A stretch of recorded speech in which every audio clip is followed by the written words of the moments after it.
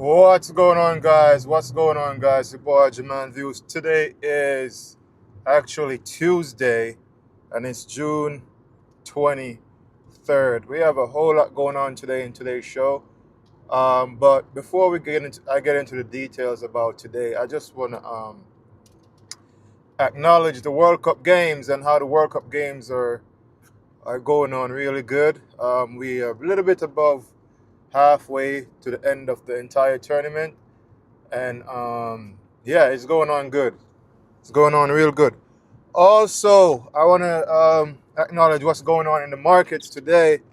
Um, the markets are down significantly. Well, it's a technology index. The Nasdaq is down significantly, and it's down because of who knows. I think the South Korean market sold off yesterday.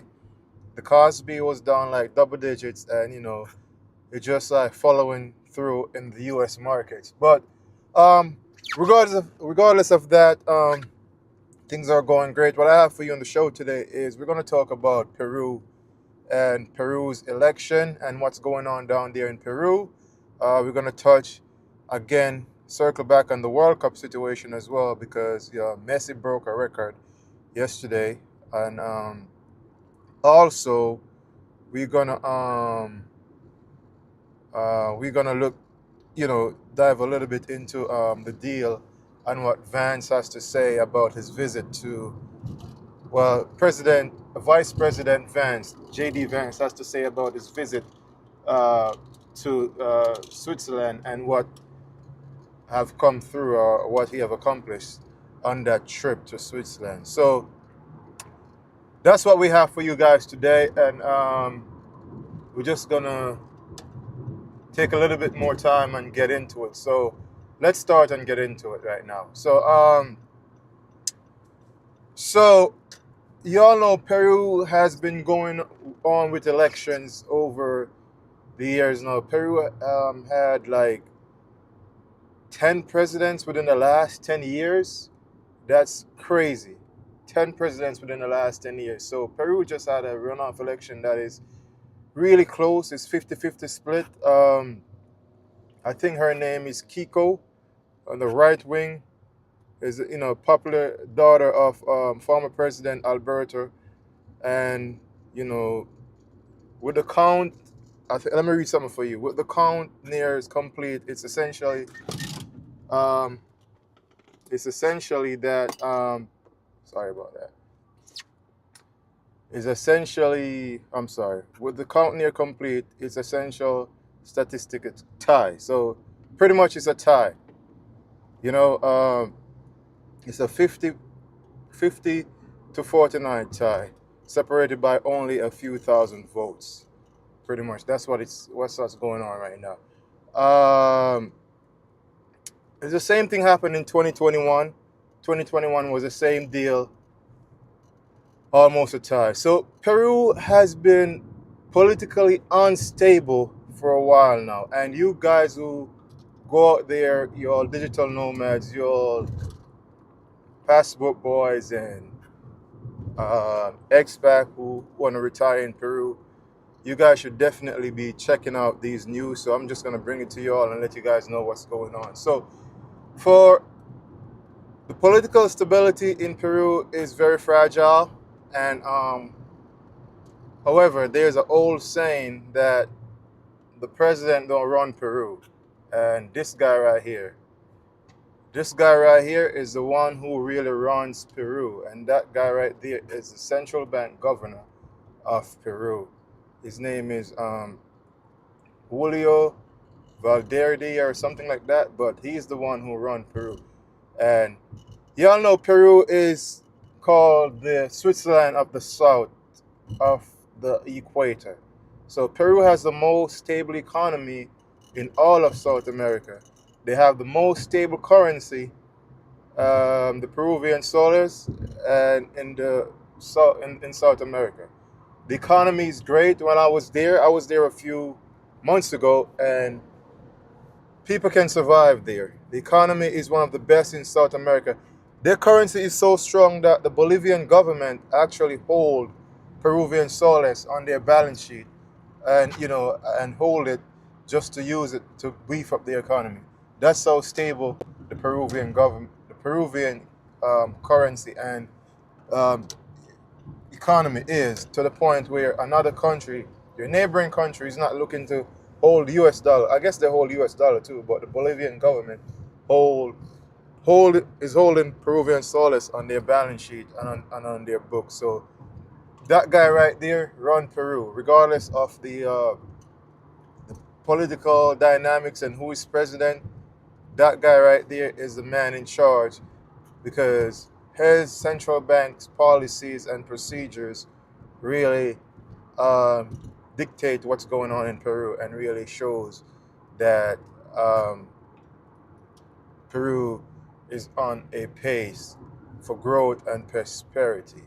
So that he's the man right there. But I don't understand why Peru is like that.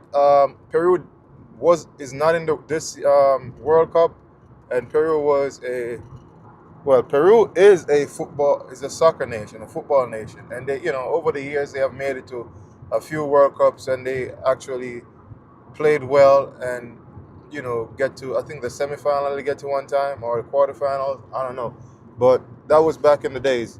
They have a very good soccer foundation, and a soccer football. I'm supposed to say, not soccer, because we Jamaicans, we call soccer football. They have a very good football program there, but I don't know why they didn't make it to this year World Cup. They get knocked out in the group stages or whatever it is. But yeah, Peru. I was in Peru in April, and they were having elections since then. And this is the longest I've seen a country really hold election, and each race is so close, so they can't really have a decisive decision forward, and who is the president is going to be. But this lady, the right wing lady, she's a favorite, but I guess the votes are tied, so who knows? She's a favorite anyways.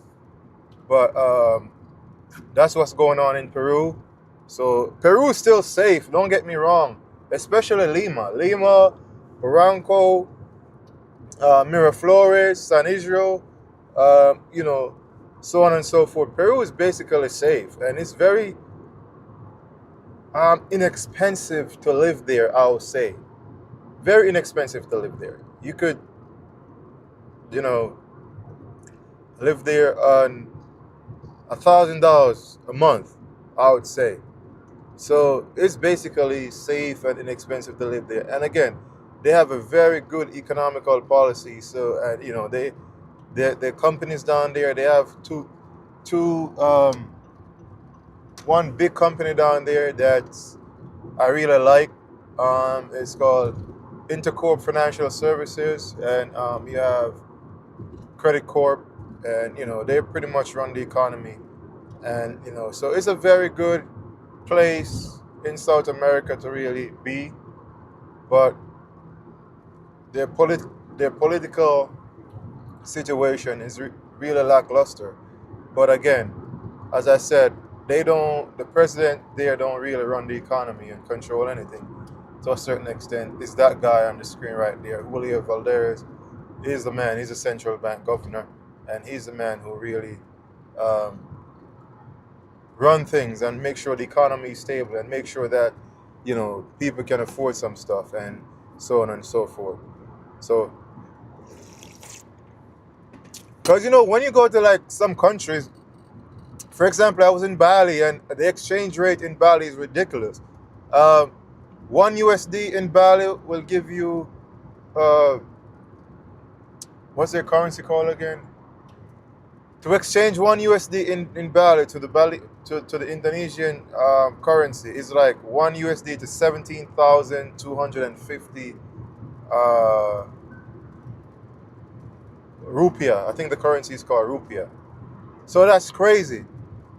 That's ridiculous. 1 to 17,000 plus. That's ridiculous. However, in Peru, $1 is like what is it, like 3.5 or 3.25 soles. So, and it's been like that for years, very stable for years. So they're very, the economical stability and the currency stability really attract foreign investors because you won't lose your shirt overnight through inflation, and they have a very stable economy, very stable currency. But they need to get the economical, not the economical, they need to get the political thing down pat. They need to, you know, get everything down in regards to who's the president, and make sure they have a long-term person who can hold office and shows that there is political stability there, because it will in turn really generate more interest in the country. So that's what I have for Peru today. We're gonna pivot to a next story. Messi, my guy Messi in the World Cup. He just broke an all-time um, goals in the World Cup. I think the record was held by, before he broke it, it was Miroslav Klose from Germany, and now Messi is the top goal scorer all time in World Cup games, and he's doing all he can to defend Argentina's um, title, because they won last World Cup tournament, and I think he scored an hat trick in his last game, and he's fighting to really take the trophy back to Argentina and do it for a second time. But it's gonna be a tough, tough, tough, tough, tough situation for him. It's not so easy to do it when you have teams like France, teams like Spain. United States team is doing well too. You have teams like France, Spain. You have Portugal there trying to hold on too, and so it's not so tough. And I think Spain is the ace in this tournament, and with those two young boys, Yamin Yamal, uh, Nico Williams, you know, we shall see. But Messi's holding on, and Messi's playing his best game. Ronaldo, we haven't seen anything from Cristiano Ronaldo as yet. Too much. He didn't show up in this game too much, so we shall see. But Messi scores a whole lot of goal and break the record, and is an all-time top scorer in FIFA World Cup. You understand? 17 goals under his belt now, I believe, and he's been doing it for years. I think this is probably like his third or fourth World Cup. I'm not sure, but yeah. Anyways, the games are going great, as I mentioned earlier before, and you guys should definitely tune in to the matches. And it's creating a boom in the economy right now.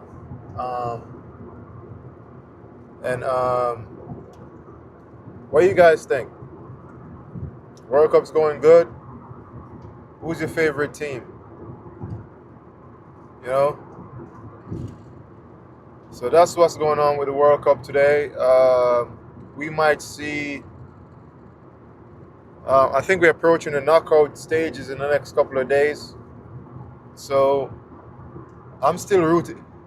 So even though I like Spain, I'm rooting for the United States. I would love to see the United States do good as well. Canada is doing good. I think Canada is leading their group, and they're trying to do good. Because host nations always wanna show up and show out.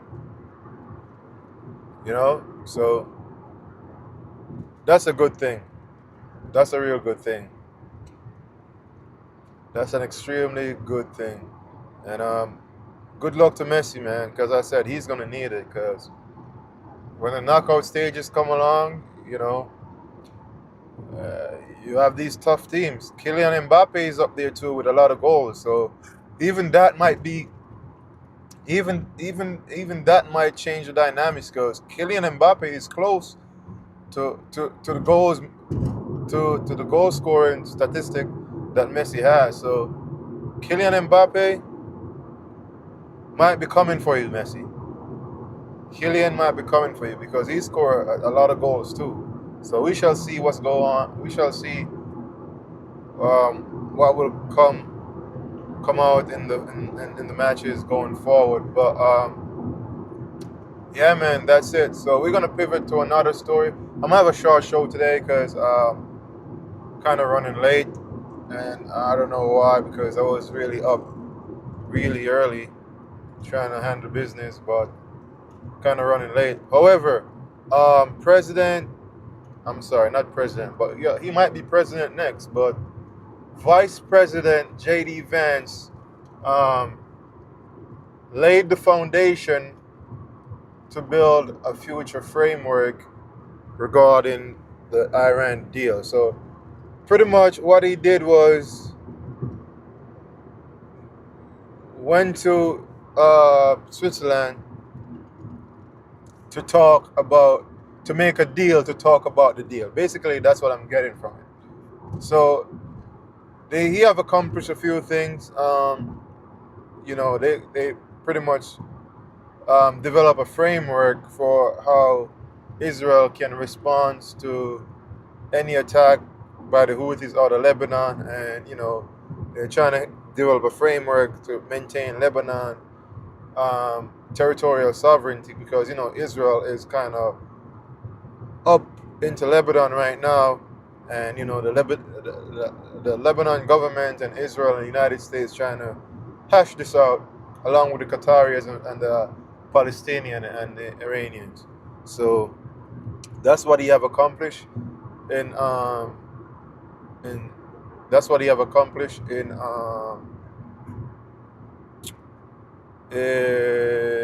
Switzerland.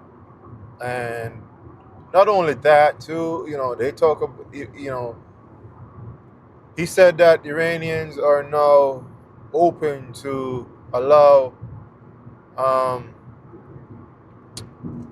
um, allowed for nuclear inspection, like an international. I forgot the body who control the international body, but the Iranians agreed to allow the international body that oversees nukes and stuff come down there and work with them, which Iranians are really denying that. Late this morning, they denied that they agreed to such terms and conditions or whatever it is. But overall, I think it was a very productive, um, say a very productive meeting because the deal is back on the table, and the Strait reopened, and um, the oil is flowing again. You understand? So, as I said, you guys all know this is a very, very, very delicate situation. Anything can pop off at any time. But what JD Vance is saying is that they talk about scenarios just in case anything happen and Israel have to respond or against an attack from the Houthis, and the Lebanon government have to really want to have their territorial sovereignty, and they have like a little framework um, on how to approach any specific situation that might come out of the ongoing tensions. So that's what they have accomplished. The deal's back on the table. The markets are not down because there is no deal on the table. The markets are down because they're just down. I don't know why they're actually down, but they're down because the market is just down because South Korea sold off, and I guess the States is just falling through. The U.S. market is just falling through with the sell-off situation. But that's what I have for you guys today. Please remember, like, comment, share, subscribe, click the notification bell so you'll be notified whenever I drop any content at all. And this is Jermaine Views, and I'll see you guys how the markets are moving. But you know, there's just some turbulence and instability in stuff right now, but overall the long term play is the same. Just stay long, stay strong, and rock out. So that's it, guys. I'll see you guys on the next video. This is Jermaine Views, and remember, I do take you where the truth is, and we shed light on the truth. So stay strong and rock out. Peace.